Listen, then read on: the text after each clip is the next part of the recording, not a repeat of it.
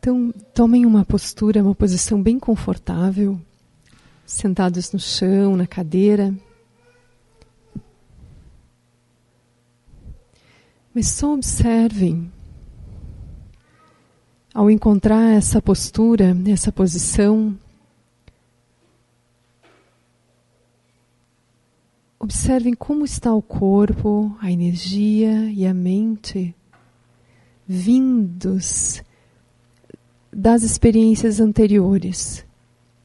Tentem observar a tendência em querer continuar a se mover, a pensar, a sentir. Observem a tendência em sustentar aquilo que vocês estavam vivendo.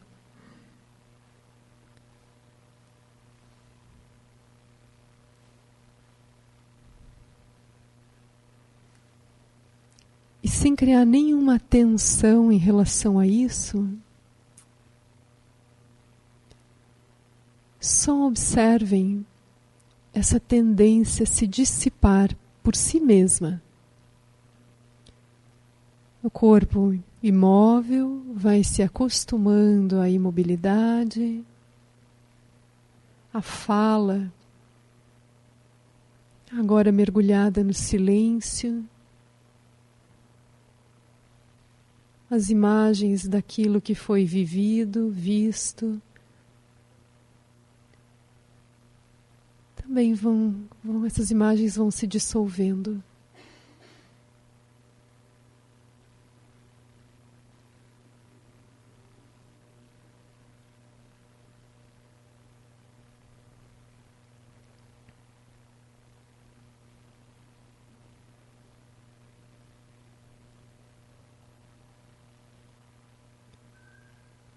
Um exercício de liberdade. Nós nos movemos, falamos, pensamos, nos expressamos, mas temos a liberdade de parar, a liberdade de nos recolhermos, silenciarmos.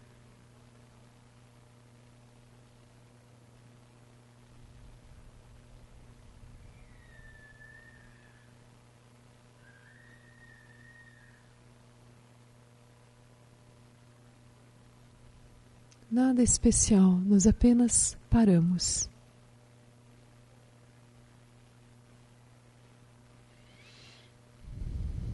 Descansem.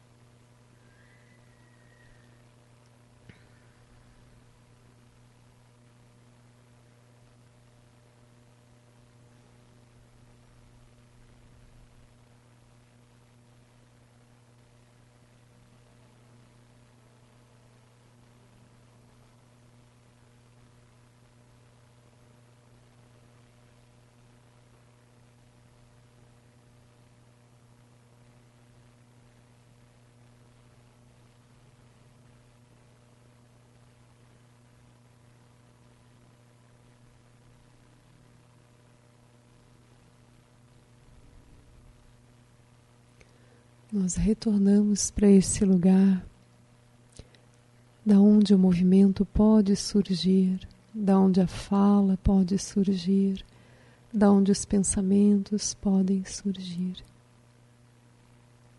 E vamos nos familiarizando com esse lugar, a fonte.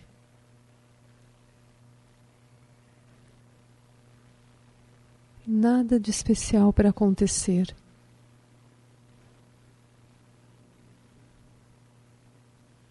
Apenas a quietude, a imobilidade do corpo, a respiração fluida. Nada em especial para pensar sobre o passado ou o futuro. E estamos presentes.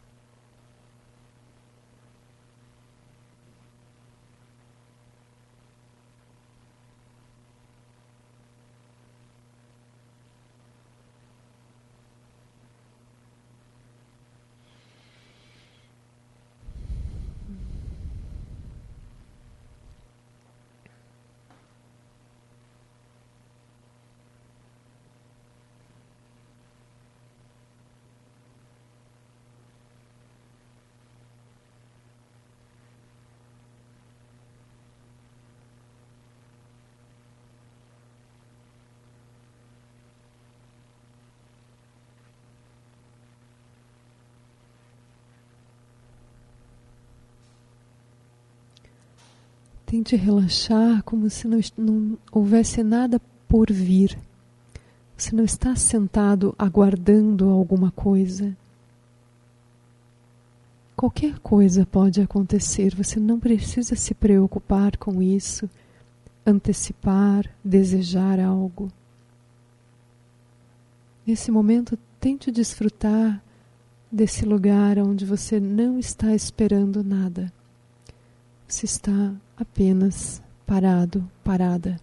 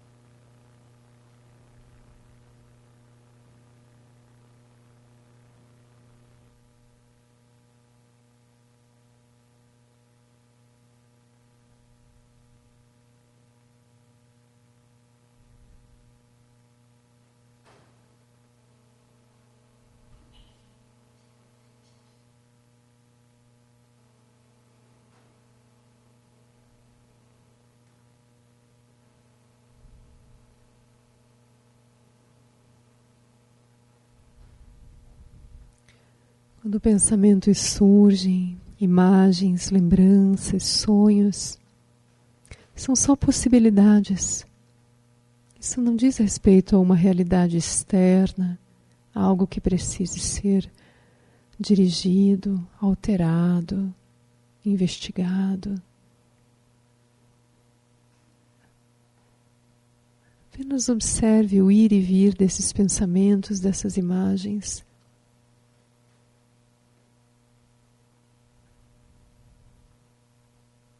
E se reconheça como a consciência que observa o ir e vir. Você não precisa pensar os pensamentos que surgem.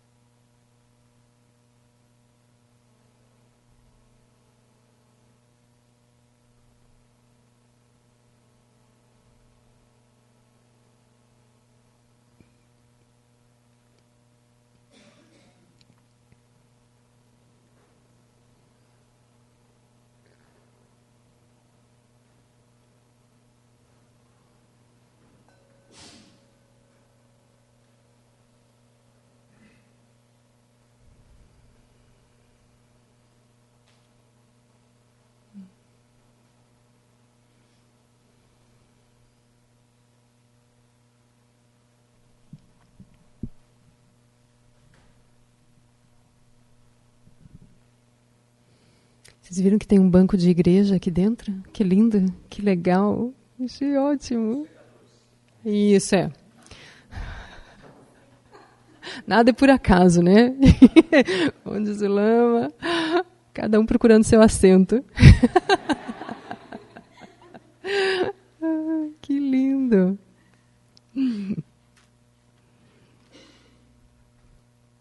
Vocês perceberam esse exercício?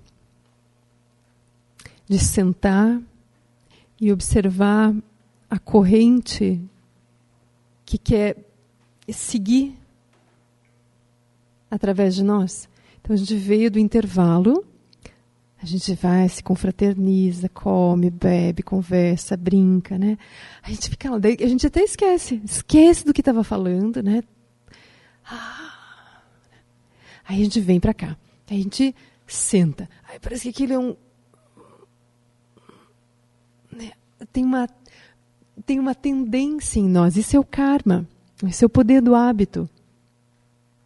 É a gente engatar numa forma, né, de falar, de agir, de se mover, e aquilo quase como que tem uma energia própria que é continuar. Aí parece que a meditação vem como um freio, meio amargo, né? Estava tão bom. Agora estou eu aqui com essa cara de pamonha. Não pode ser, né? Uma cara de profunda. Né? Aí a gente fica ali fazendo caras e bocas para ver o que eu tenho para fazer aqui dentro, né? Porque eu queria fazer algo. Então, isso é um exercício super interessante para a gente fazer a qualquer momento do dia. Sem formalidade nenhuma. Você está lá, está se mexendo, está se movendo, está se manifestando, está se expressando. Aí, de repente, silêncio, a pausa, a liberdade. Aí a gente... Porque isso é expandir. Isso não é limitar a nossa né, expressão. Saber que existe esse espaço de silêncio, escolha, recolhimento, relaxamento, isso é expandir. Porque agora a gente não está simplesmente nesse padrão do movimento. Agora eu posso me mover e posso parar. Então eu expandi. E aí nessa parada, muitas coisas podem acontecer. A gente pode reconhecer muitas coisas que estavam postas no campo da nossa experiência, mas que eu não via porque eu estava acelerada com a forma de ser, com a forma de me mover. Então, por exemplo, quando eu crio pausas ao longo do dia, de cara eu observo isso, a tendência em querer continuar. A tendência em querer ser aquilo. É o que a gente estava conversando no outro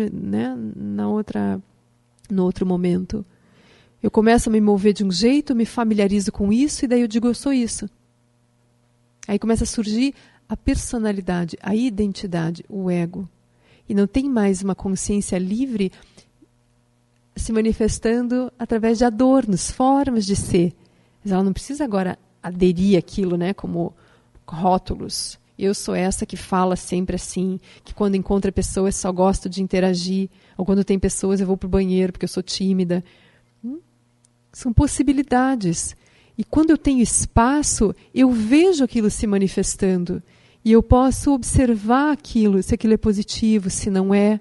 Mas mais do que observar se é positivo ou não é ver que aquilo não é físico, não é sólido, não é externo. Está no campo da minha consciência e eu tenho escolhas sobre isso. Eu posso simplesmente me soltar daquele padrão. Às vezes nem se tornou um padrão. A gente teve uma experiência pela primeira vez. Mas aquilo pode se tornar um padrão a partir do momento que eu me fixo dizendo se eu gosto daquilo ou eu não gosto.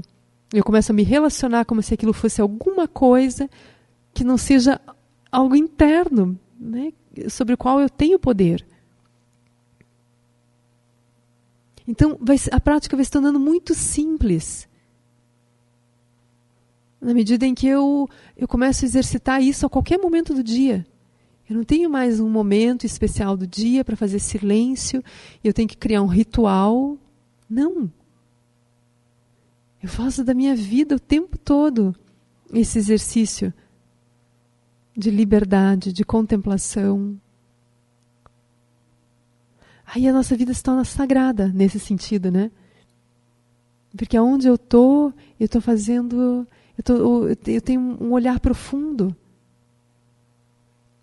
Aonde eu estou é o meu lugar de prática, é o meu assento sagrado, onde eu estou me olhando, onde eu estou me liberando, né, das minhas amarras, eu estou elucidando aquilo que eu achava que era sofrimento. Aí eu estou ressignificando os lugares. Eu não estou mais no ambiente de trabalho, eu não estou mais na rua, eu não estou mais em Curitiba ou outra cidade que seja, eu não estou mais nesse mundo imaginário. Eu estou num espaço de lucidez, olhando as coisas além dos sonhos. Daí eu vou ver que os lugares não têm nome, que os lugares não têm nem localização geográfica. Os lugares que eu habito, eles são, na verdade, o campo da minha consciência. Os lugares são experimentados. E por eles serem experiências, eles fazem parte da consciência que experimenta. Por isso que a gente vai então começar a entender o que é inseparatividade. Eu digo lá, mas quando eu digo lá, eu estou tendo uma experiência de lá. E quando eu chego lá, já não é lá, é aqui. Daí eu estou tendo uma experiência de aqui. E daí surge um outro lá. Mas o lá é sempre experienciado aqui. Quando eu aponto para uma pessoa, eu estou falando de uma experiência que eu estou tendo.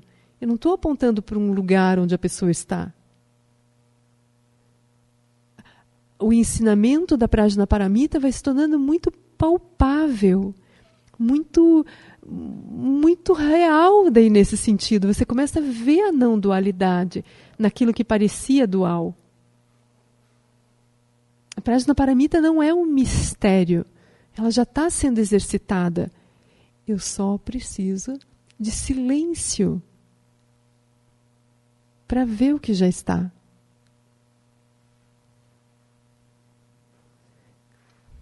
Então eu tenho incentivado, assim, né, sempre que eu posso, né, falar sobre isso, dessas pausas, a qualquer momento do dia, eu falo. Porque isso é tirar a meditação da formalidade, né, de rituais, e torná-la a nossa vida. Aí a gente começa a se conhecer melhor. Aí nesse campo, como eu falei, é um campo de expansão. A gente começa a ter outras ideias. É aí que nós vamos nos tornar um pouco perigosos, mais desajustados do que a gente já está, né? Nós não somos muito bons para o sistema. Tá? Por isso é melhor a gente manter um pouco de segredo, senão já a gente pode ser perseguidos, né? Como vírus perigosos, né? Para tudo que está andando direitinho, né? Um padrão. Aí chega a gente lá fazendo silêncio e descobrindo que a gente não precisa seguir padrão. Que mesmo ao voltar a fazer alguma coisa, eu posso voltar fazendo totalmente diferente. Né? Aí a gente não vai repetir coisas, a gente não é a mesma pessoa.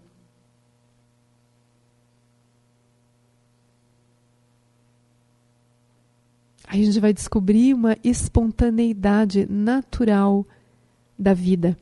Não é nem que nós sejamos espontâneos, a vida é espontânea.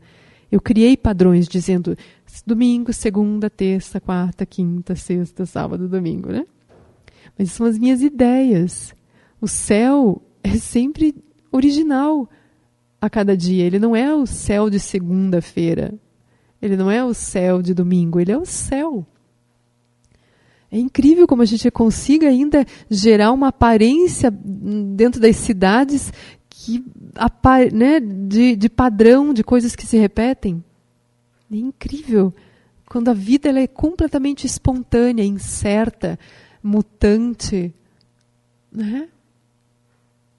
Daí a gente se esforça, se desgasta para tentar padronizar a vida. Né?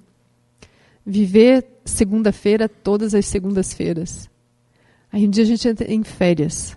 Entra de férias, né? Aí a segunda-feira, não sei como ficou diferente. Nossa, o que mudou, né? Você passou em um determinado departamento e falou alguma coisa. Eles inseriram alguma coisa em você para você experimentar as férias. A segunda-feira parecia um domingo, parecia um feriado. Né? A gente faz um clique, né, na mente e reconfigura tudo e não vê que fez o clique. Não vê que a gente mesmo mudou, né, o posicionamento interno e passou a ver o mundo de outra forma.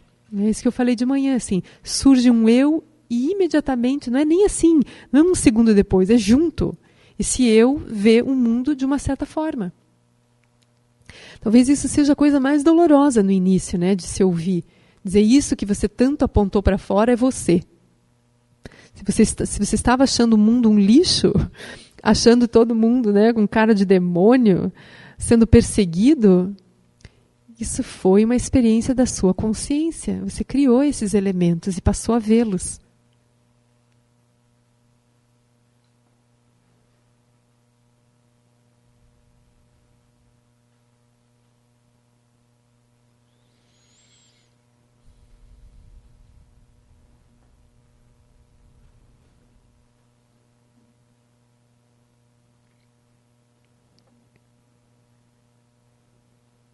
Aí é bonito, a gente se pergunta, então o que eu estou vendo nesse exato momento?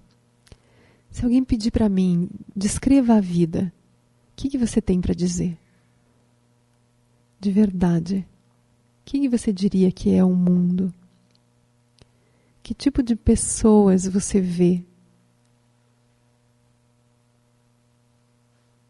O que você fala sobre a vida?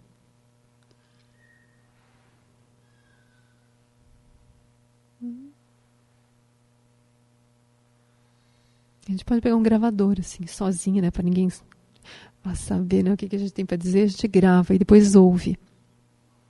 Guarda, né? Ouve. Faz muita prágina, silêncio. Daqui a 3 meses a gente vai lá ver o que eu estava vendo no mundo. Você não acredito. Eu via isso? Deixa eu apagar esse negócio. Antes que eu me engane e poste isso. Daí eu tô perdida. Né?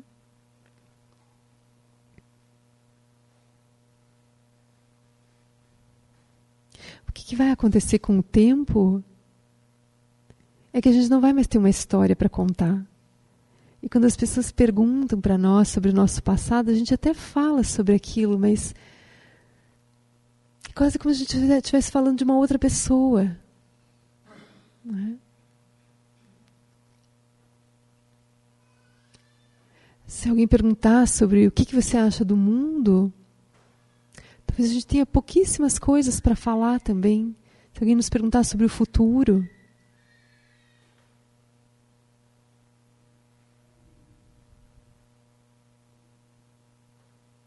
porque a gente sabe que qualquer descrição que a gente der sobre a vida é uma visão particular, é nossa. Aí a gente começa a ficar mais cuidadoso, assim, para não infiltrar ideias complicadas na vida do outro, né? Que já tem uma visão complicada também.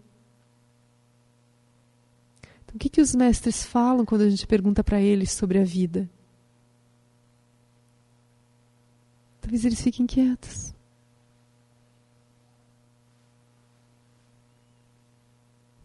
Talvez eles olhem, né, como Buda, né, mostra uma flor.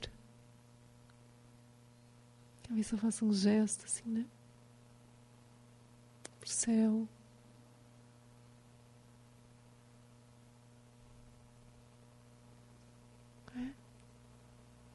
Pode ser qualquer coisa.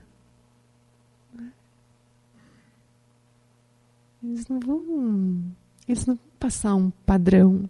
Eles não vão dar essas ideias que a gente tem.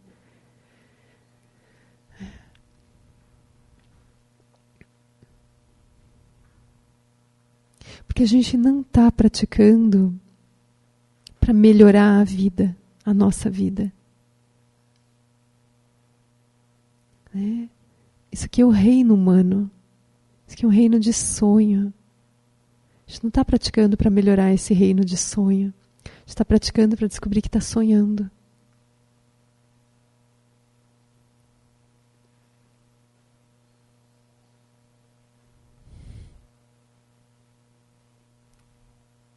Nós não estamos praticando para sermos seres humanos melhores.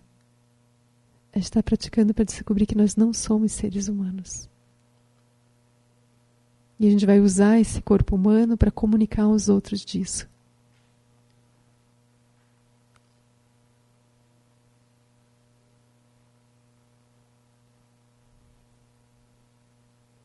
Porque tem pessoas que ficam preocupadas, mas todo mundo vai fazer silêncio. E quem é que vai trabalhar nos bancos? Quem é que vai abrir os postos de saúde? E o correio? E os postos de gasolina? E os carros? E a escola? A gente está com esse excesso de instituições e recursos e formações porque nós não sabemos quem nós somos. Se essa lucidez se derramar na maioria das pessoas, os bancos desaparecem. Não fiquem preocupados quem é que vai cuidar da sua conta. Ninguém mais vai ter conta. Os bancos surgiram porque nós somos pessoas confusas, que acreditam em dinheiro, que acreditam em bens, em propriedade. A gente inventou, o dinheiro surgiu. A gente tem que ler a história. Tem que estudar a Revolução Industrial, tem que saber como é que o carro interferiu na nossa visão de mundo. Tudo foi inventado. A vida já foi outra, experimentada de muitas outras formas. E vai dizer que naquela época aquilo era ignorante? E que agora nós estamos mais perto do que é a vida inteligente? A gente está inventando. Então não fiquem preocupados de achar assim, nossa, eu estou meditando, e aí o que vai acontecer com o mundo? O mundo vai mudar. E aquilo que é excesso vai desaparecer. E o simples vai florescer. A gente vai repensar o que fazer dessa vida. O que nós queremos? A vida, qualquer coisa que a gente venha a produzir tem que ser apoio para o nosso florescimento, para o reconhecimento de que nós não somos esse corpo, nós não somos esses seres miseráveis. E hoje nós estamos fazendo o oposto. A gente está fazendo tudo para que aumenta a nossa sensação de miserabilidade, de pobreza, de falta. A gente está fazendo de tudo para que as pessoas acreditem que o corpo é tudo, que o corpo não pode mais envelhecer, que o corpo não pode se transformar. A gente inverteu tudo. Tudo. Então nós temos esse compromisso, né? A gente pode ficar com medo de fazer silêncio porque a vida é muito séria. E fazer silêncio parece que é uma omissão. Parece que a gente vai deixar coisas muito graves, né, e importantes despencarem. Aquilo que tiver que despencar, vai despencar conosco ou sem a nossa presença. Já está se mostrando, né? Mas que a gente faça esse silêncio justo para que quando as coisas, né, os excessos, eles se mostrarem como excesso, já exista um grupo, né? Nós, assim, a gente está aqui, está se preparando, né? Aí a gente entra em ação. Quando for para repensar a vida, já tem pessoas com uma lucidez suficiente para criar o que seja positivo para os seres. E que a gente não seja loucos, né? No meio da mudança, fazer qualquer coisa. Senão a gente vai pegar aquilo que a gente já conhece e vai só colocando confusão em cima de confusão. Aí não. Existem agora, né? Existe o grupo do silêncio. Então, algo está se dissolvendo, não coloca nada no lugar. Vamos sentar, vamos ver o que nós vamos fazer com calma, vamos ver o que é importante para nós, vamos ver qual é o sentido, o propósito verdadeiro dessa vida.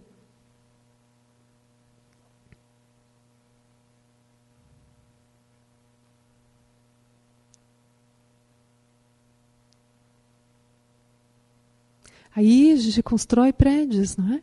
Mas olha para que a gente constrói prédios. Para cuidar uns dos outros, para sentar e contemplar a vida.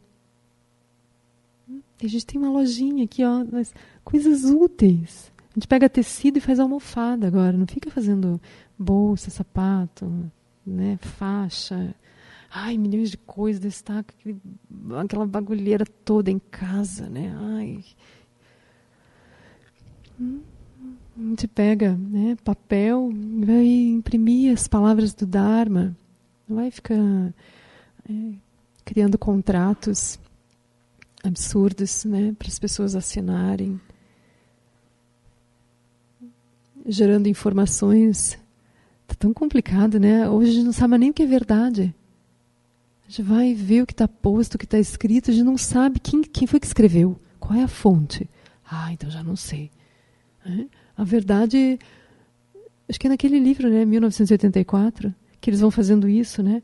Eles vão substituindo os jornais, os livros, e vão recontando a história. Aquele que era inimigo agora é colocado como inimigo, e as pessoas já não têm mais noção de como que a informação é produzida, e se coloca o que quiser se colocar, e aquilo vira verdade, né?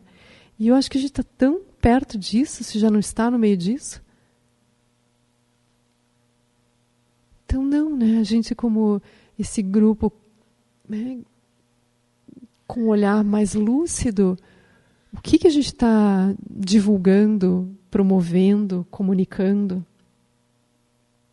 A gente tem que comunicar aquilo que gere espaço e não tome espaço na mente do outro. O Dharma, ele é maravilhoso por isso, porque o que ele quer fazer, na verdade, é remover conteúdos e não se fazer conteúdo. Isso está no Sutra do Diamante, do Buda. Ele fala, eu uso as palavras como meras figuras de expressão, mas tão pronto eu falo, eu retiro as palavras. Ele só quer deixar uma experiência. E, enfim, todo o Dharma quer deixar a experiência do espaço livre, não quer ficar como uma palavrinha, né, flutuando no espaço da nossa mente. Ela quer comunicar o espaço da mente. Agora solta a palavra e fica com o espaço. Então o Dharma, ele não quer roubar espaço. Só que nós estamos num sistema que rouba o espaço. A mente das pessoas está assim, ó. A gente está com a cabeça pesada. Daqui a pouco a gente está nascendo cabeçudo mesmo. Já. Coisa enorme. Absorve isso, absorve aquilo, né? E não para de pensar. E aí gera outros conceitos e outras formas de falar. E compara, e cruza, e... ui, que chato. É morrer de overdose de pensamento. É tão bom falar com pessoas simples. Falo na medida para promover espaço, respeitando o espaço.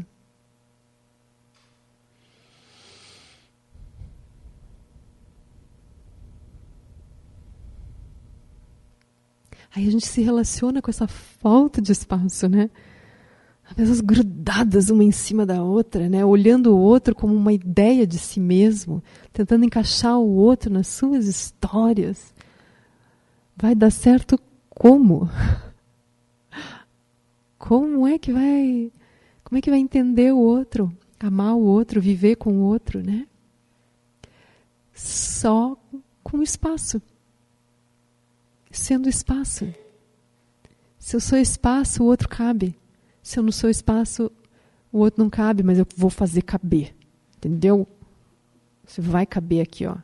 Você está um pouquinho alta demais, mas, ó. Isso, agora vamos tirar um pouquinho, né, da largura. Isso, agora sorria um pouquinho mais. Isso, agora ficou bom. Vamos pintar esse cabelo? Isso. Aí cabe. Agora você é o meu objeto. Ficou ótima. Gostei de você agora.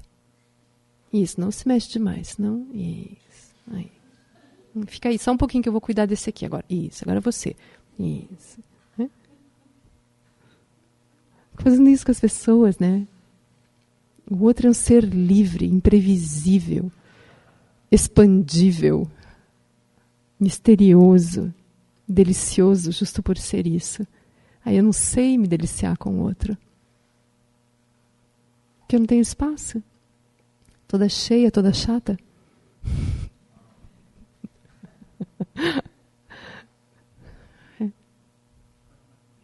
É uma piada, né? A nossa vida é uma piada. É uma piada. Primeiro a gente chora, mas depois é para rir mesmo, né?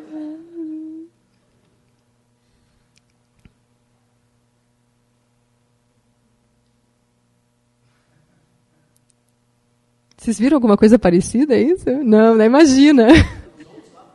Claro, todo mundo faz isso, né? Eu não, imagine. Sou um ser super livre, né?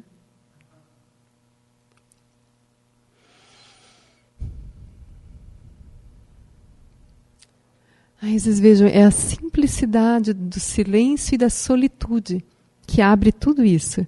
Isso não vem dos livros em si. A gente vai ter esse contato com o Dharma como uma inspiração. Então, o Dharma, ele é a vida dos mestres. Né? Então, o Dharma é expressão de uma vida lúcida. Não tem nenhuma palavra que esteja nos livros que não tenha nascido desse olhar, que encontrou árvores, que encontrou céu, que encontrou terra, que encontrou comida, que encontrou flores, que encontrou pessoas. Isso é o Dharma. É um olhar lúcido que encontra os fenômenos, só que fala a partir da lucidez, fala a partir do espaço, né, de liberdade.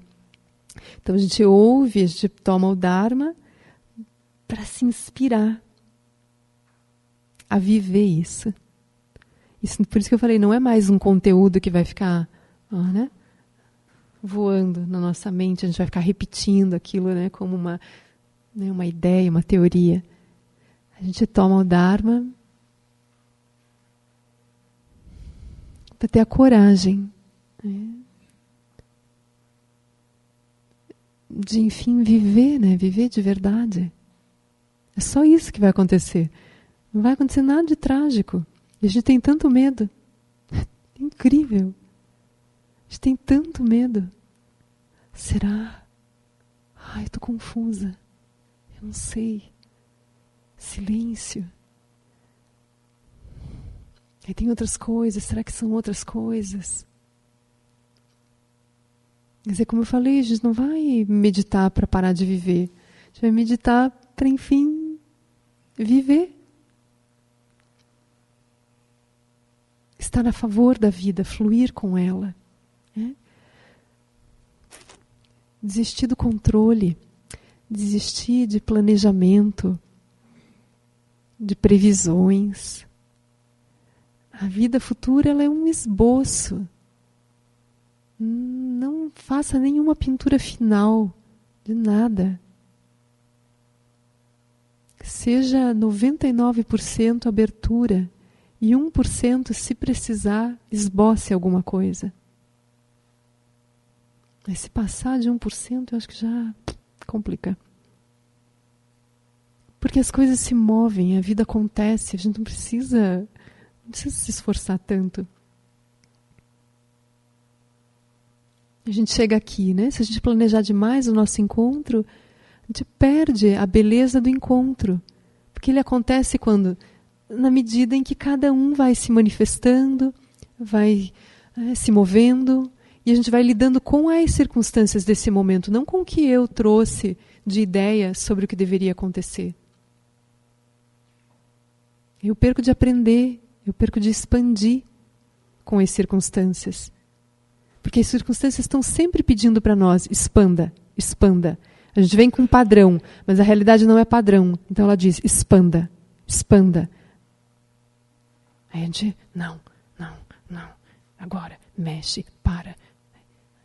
Não, isso não bate com a minha percepção.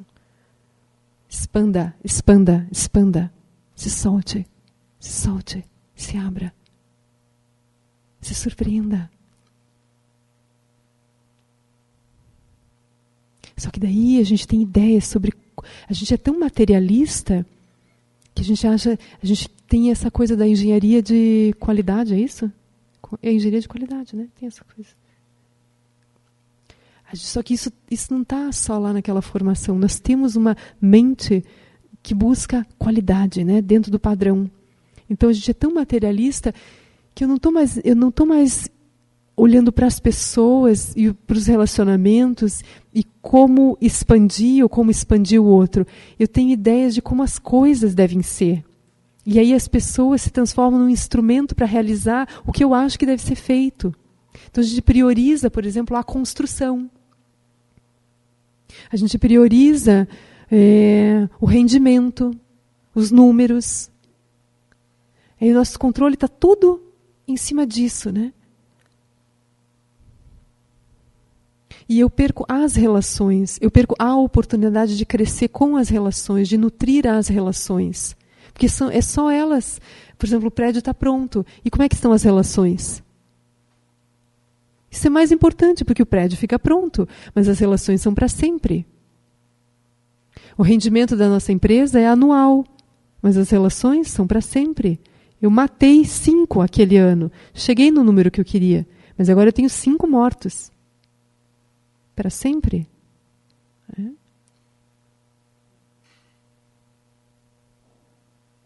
Então isso que é, expanda. Mesmo quando você tem ideias sobre como as coisas deveriam ser, que qualidades elas deveriam ter, expanda. Porque às vezes a tua noção de qualidade nem abrange o que pode ser uma outra qualidade que pode se manifestar. Então esse é o poder da lucidez. A gente vai ter essa presença, olhando as circunstâncias e sabendo como se relacionar com elas. Sabendo a hora de colocar algo, a hora de você se retirar.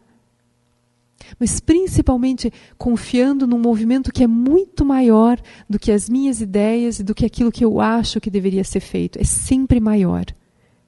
O movimento da coletividade e o movimento da vida sutil é muito maior do que eu posso imaginar. Lama se move assim, né? Ele se move dentro da sanga ouvindo as pessoas. Ele não veio aqui antes do prédio pronto, veio? Uma outra vez, talvez. Mas ele não veio conferir. Ele não pediu contas. Ele não conferiu. No que ele confia?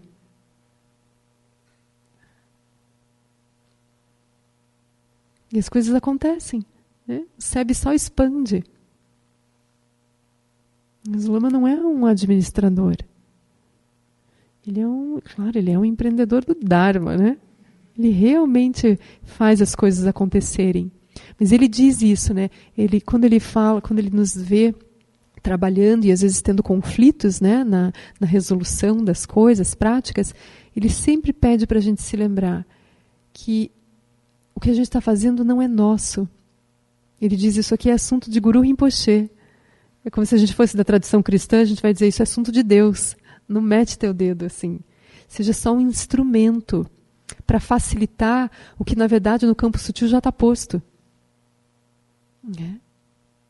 Então, faça teu silêncio, se faça a abertura e se disponibilize para manifestar o que for melhor para esse momento, para as pessoas. E isso vai acontecer.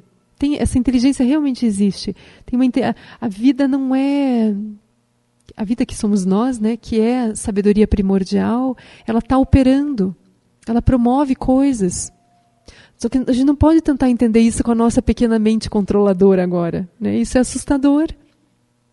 Isso vai parecer esoterismo, né? Mas experimente. Experimente, então, se solte 50%. Se não dá 99%, se solta 50%. Para ver o que acontece. Como é que as coisas andam na medida que você está mais relaxado, relaxada, contando com uma inteligência coletiva e sutil. Se imagine ausente e se pergunte, se eu não estiver lá, tudo vai parar? A gente vai se frustrar porque a gente vai ver que a gente é desnecessário.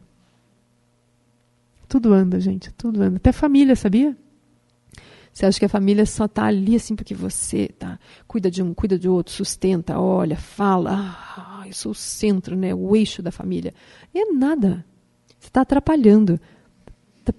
Não deixa as pessoas ali também surgirem como seres responsáveis e colaboradores. Está roubando espaço dos outros. Sai daí. Aí você vai ver que às vezes as coisas andam melhor. As pessoas descobrem possibilidades, qualidades, poderes que você não deixava. Porque você estava se achando a pessoa. A gente vai morrer, só para avisar.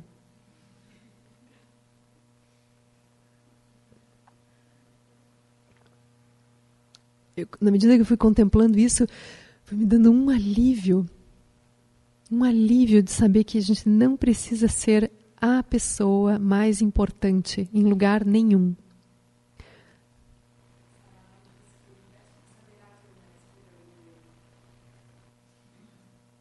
Não saberá, não sabe. Exatamente isso. Nenhuma honra nisso.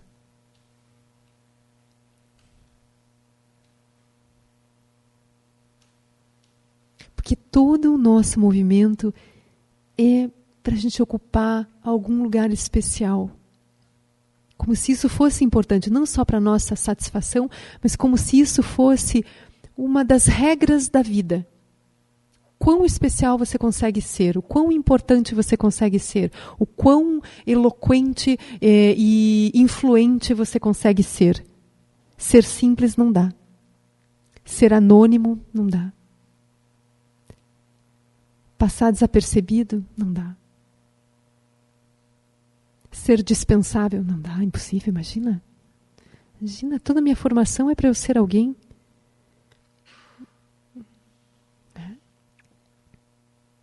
Aí a gente está num caminho que está na contramão disso. Está querendo nos levar para a transparência.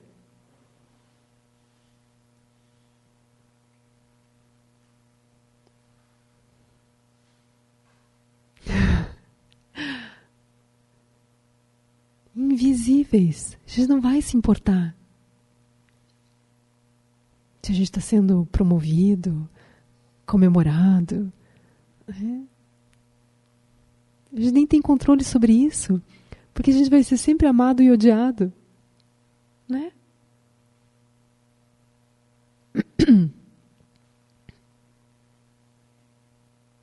Nossa, isso vai economizar tanto tempo, energia, até dinheiro. É uma economia. Essa é a poupança que a gente devia fazer. A gente não deveria se desgastar com isso, com autoimagem, com lugares. A gente devia ser assim, peça móvel de qualquer jogo. Eu sou assim, ó, tapa buraco. Eu vou... O que precisa ser feito? Fico aqui por um tempo, mas não é cadeira cativa. Não me dê crachá. Assinar contrato? Não, por favor. Eu estou aqui na maior boa vontade, vou fazer tudo direitinho, mas a gente não vai nascer como alguém daquele lugar, daquela atividade. Isso é inteligência. A inteligência não é especializada. A verdadeira inteligência é expansão. Disponibilidade. Quanto mais disponíveis nós somos para fazer qualquer coisa, vai dizer que isso não é inteligência? Agora, eu só faço isso. Eu faço tão bem que eu não posso fazer mais nada. Eu não consigo pensar nada fora desse jogo aqui. Aí vai dizer que isso é inteligência. Inteligência aguda, meu Deus. Né? Não está entendendo? Inteligência aguda. Não, meu amor, você está louca. Expanda. Expanda.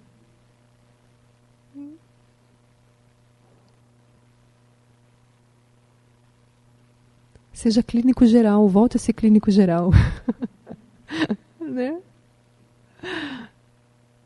Volte a olhar o todo, volte a se comunicar com o todo.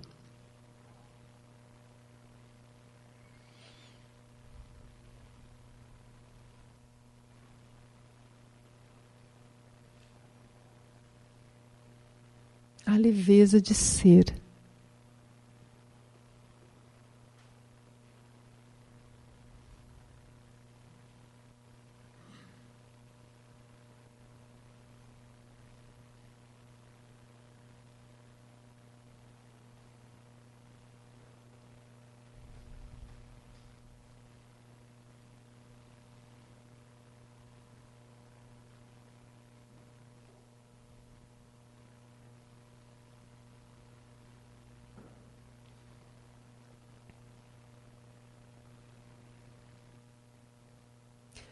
como é viver sem estar esperando algo.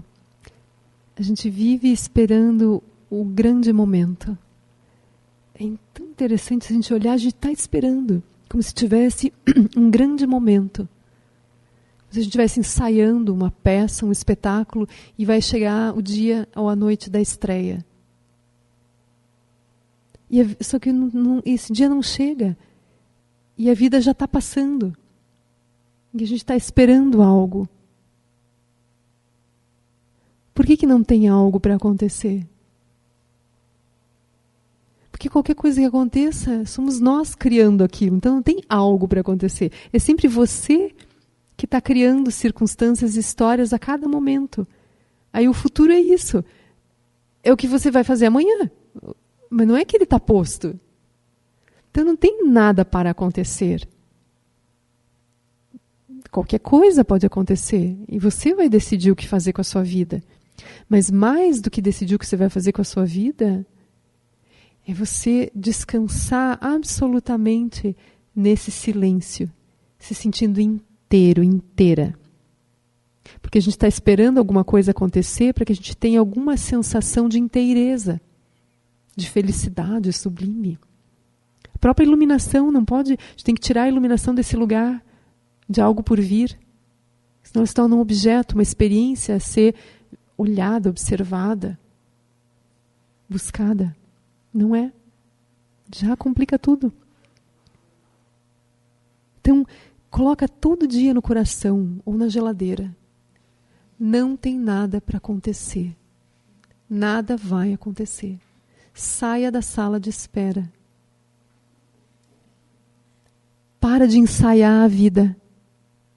E viva já.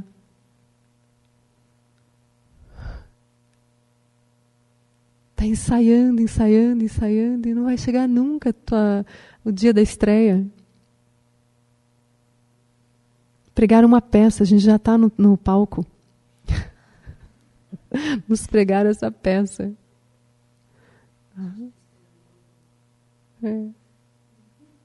Esperando Godot.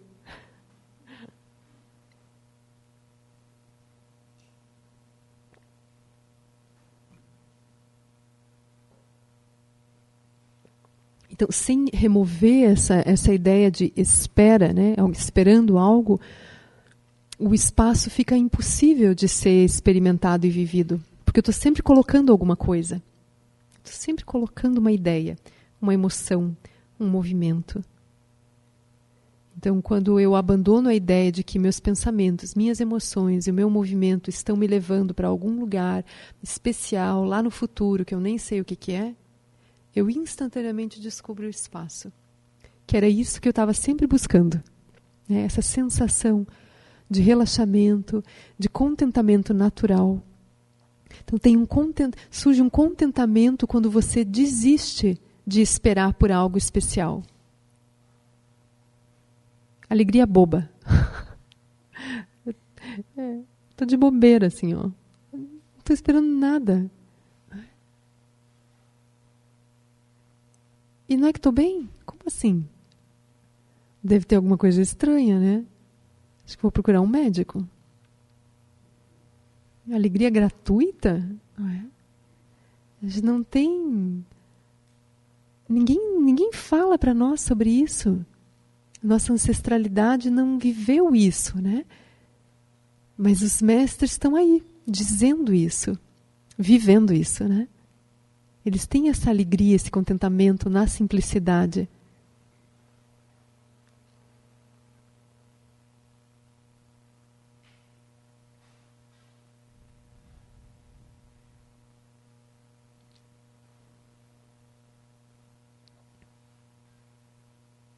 Então tem um contentamento que surge. Então também não se preocupem. Se a gente tem essa crença de que nós temos que ir em busca da felicidade, isso só foi uma ideia posta, né, na nossa mente, no nosso coração. Né, veio até nós através de uma ancestralidade que sempre acreditou que a felicidade viria de alguma coisa, por algo, através de ela tem uma razão. Então, quando a gente relaxa, né, nesse silêncio, no não fazer, surge um contentamento, surge uma inteireza. Isso é a paz. Né? A gente busca a paz em lugares, em relações. A paz é isso. É a paz natural. Não vem através de nada, a não ser da tua desistência de procurar pela paz.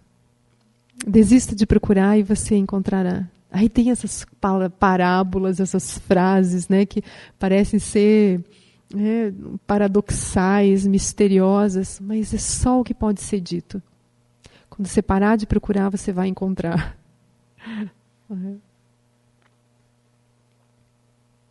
Você anda e não sai do lugar. Como assim? Eu saí do lugar, eu estava em casa ontem e eu estou aqui hoje. Vamos olhar para isso com um pouquinho mais de profundidade. A forma como você experimentava a sua casa, a forma como você experimenta esse lugar, é algo físico? Ou isso é uma experiência interna? E sendo uma experiência interna, é sempre no mesmo lugar. Então, nesse lugar sutil, a gente cria a experiência da casa. Nesse lugar sutil, a gente cria a experiência de Sukhavati. Mas é um lugar dentro. É sempre a consciência experimentando, né, aquilo que ela pode gerar. Por isso que a gente não sai do lugar. A gente está sempre no campo da consciência.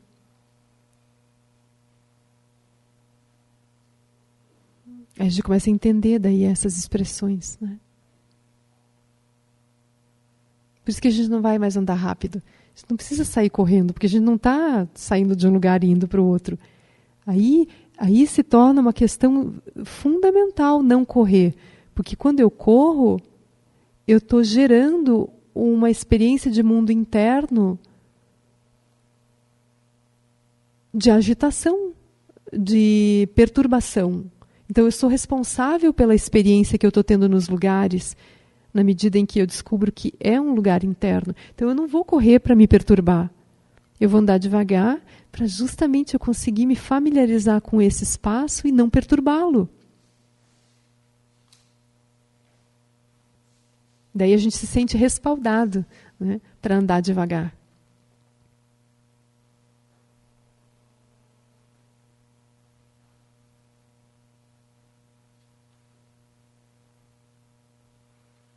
E se a gente chega atrasado no lugar? Todo mundo de cara feia para nós. Aí vai dizer que não tinha que ter andado rápido? Não, eu continuo dizendo, não ande rápido. O horário, essas coisas são todas criações também. Não estou dizendo desafiem os outros e cheguem a hora que vocês querem porque vocês são teimosos. Não. É um ser lúcido que não está nem adiantado nem atrasado. E quando ele chega no lugar, ele comunica aquilo que é atemporal. Porque a gente não sai fazendo isso, não sai agora, obrigada, Márcia, porque eu sempre fui atrasada mesmo. Agora que você me falou isso, eu estou me sentindo assim, apoiada. Não é isso, né? Eu não estou falando de atrasos kármicos. Eu estou falando de um movimento atemporal. É um pouquinho diferente, né? Então a gente treina, né, com o nosso silêncio, porque daí é importante.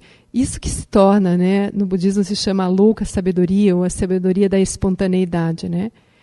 Um ser que realmente vive essa atemporalidade, esse lugar que não tem uma localização física, ele vai realmente quebrar os padrões. Mas quando ele vai encontrar meios de quebrar isso sem quebrar a pessoa. Então ele é capaz de comunicar, né, a atemporalidade através do atraso ou através da pontualidade, né? A gente tem mestres que são extremamente pontuais, mas não quer dizer que eles acreditem no tempo relativo. Então, a partir da lucidez, tudo que a gente fizer vai ser sempre para liberar as pessoas dos padrões, mas a forma de comunicar são muitas. E elas têm uma correspondência com a necessidade das pessoas.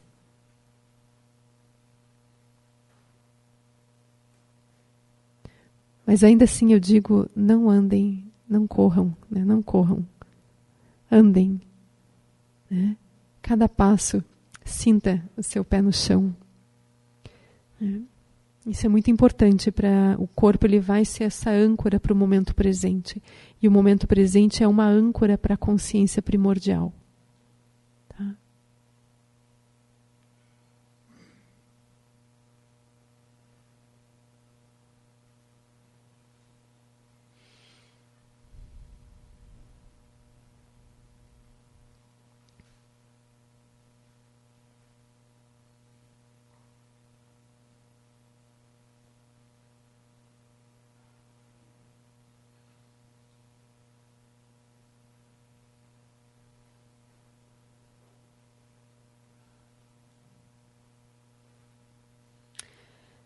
Desce para meio-dia é almoço, né?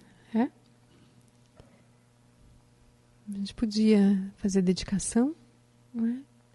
É 2 horas, o retorno 2 horas. Tá bem para vocês esse horário? A gente pode ir ajustando, sabe? Porque, enfim, a gente vai dormir aqui mesmo. A gente faz o que quiser com o nosso tempo, né? Então, se precisar ajustar, se a gente sentir que está muito apertado, a gente revê, né? Que seja confortável. Tá bom? Então, na página 38, né?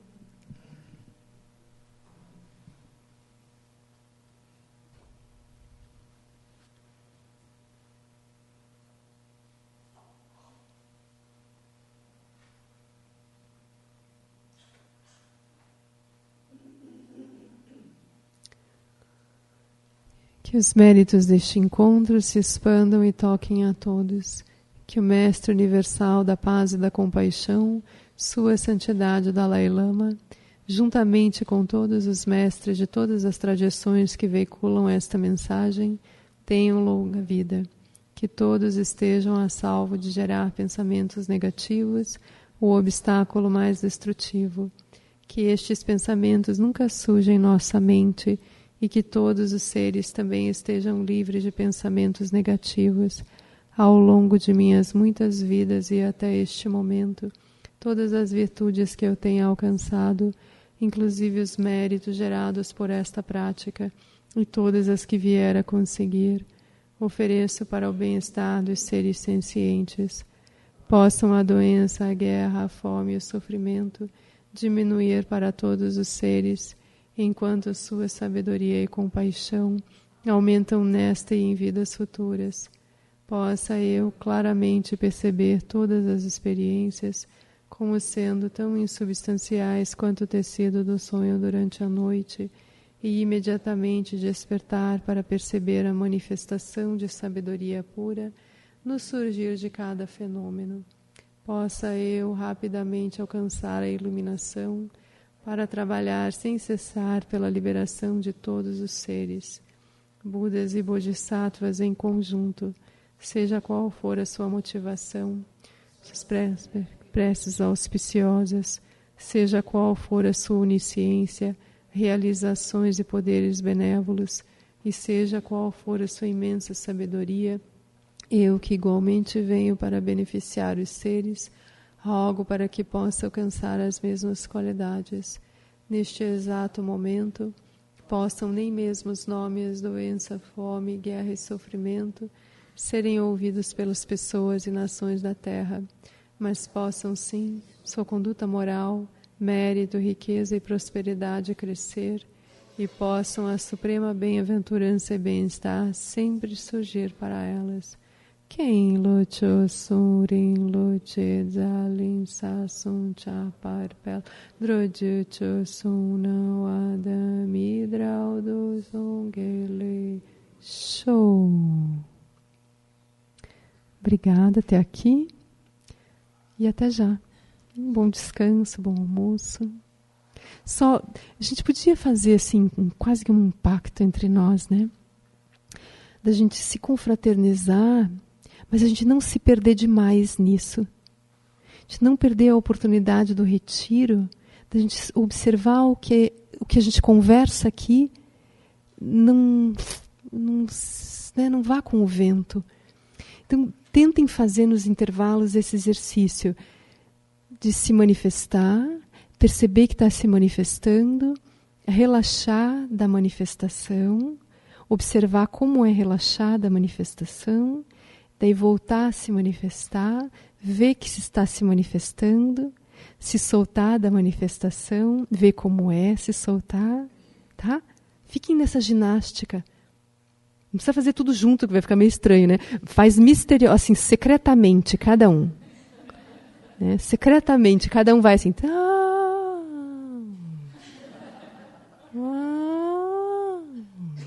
Né?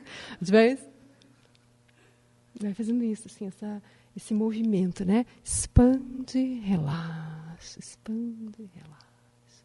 Tá? Depois a gente conversa, ver como é que tá isso para cada um. Tá bom? Até.